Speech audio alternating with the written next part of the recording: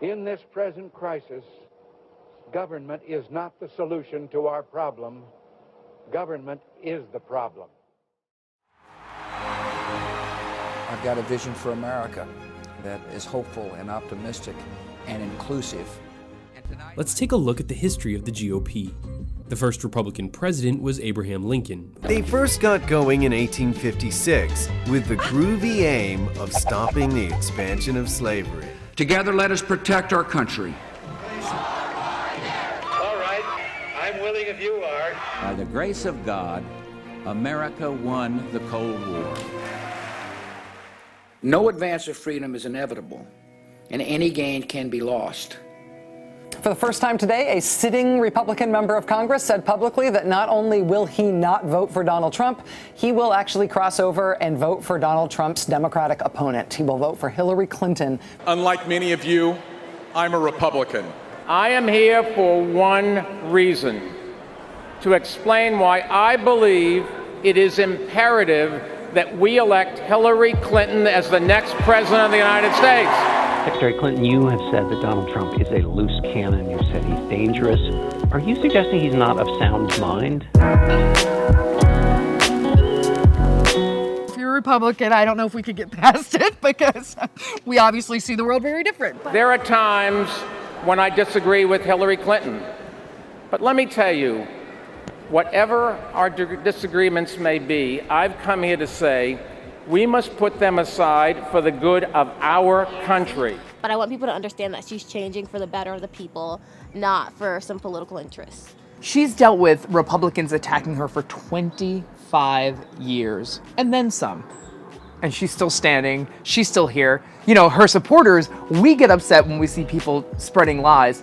She's like, it's fine. And we must unite around the candidate who can defeat a dangerous demagogue. I hate him so much. They can't get it together. The party is falling apart. They have the Tea Party. They have this, they have that. There's infighting. He is the birth child of all of that.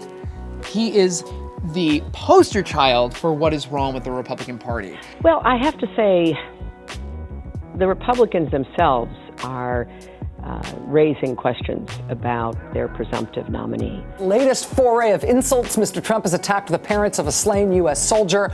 Where do we draw the line? I thought it would have been when he alleged that U.S. Senator John McCain was not a war hero because he was caught. How is this happening? How are people not just offended? Why aren't we shutting this down? Why does this man have a platform to speak, let alone a possible chance of running our country? The things he says he'll do. I've voted Republican my entire life.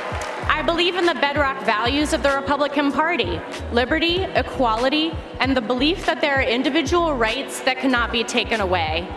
These are values to be proud of.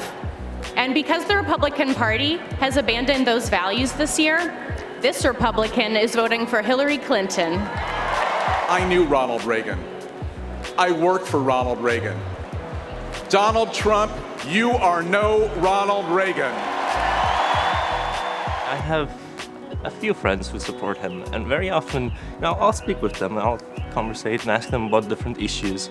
And what I'll find is that very often they side with Democrats. Have your eyes and your ears and your heart open to counter views so that we can get back to what makes this country great in a political sense, the ability to compromise with each other and not just freeze ourselves on a spectrum of political desire from the right or from the left.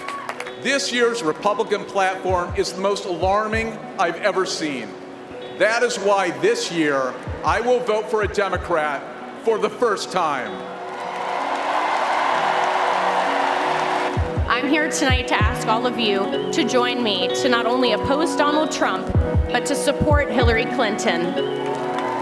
Because we're not just Democrats and Republicans, we're Americans.